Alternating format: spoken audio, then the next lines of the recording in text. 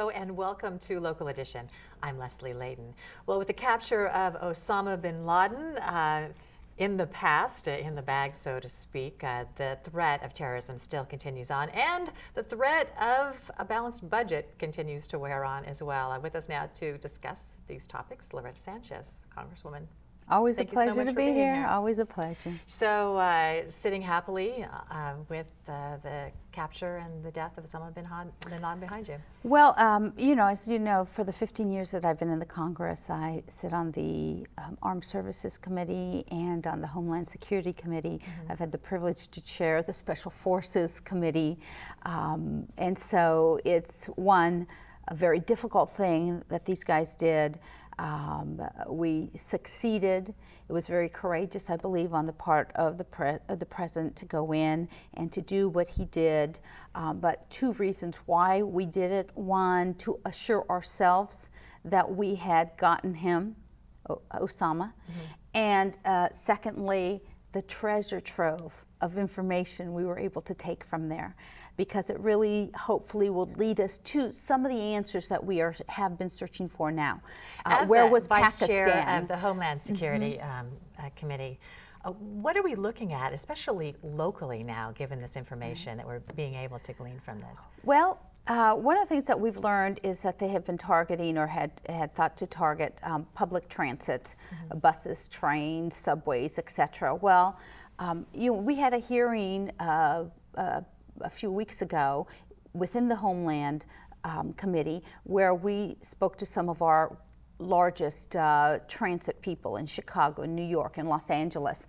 And it was really interesting because the majority, for example, in Chicago, any money that has been spent on their subways, on their buses, on their trains to do security in light of the new terrorist sort of situation since 9/11, all of it, all the money has come from the federal government. And yet, the Republicans in this budget coming forward have cut all of that money out. So, on one hand, we see information that says they're going to go after public transit.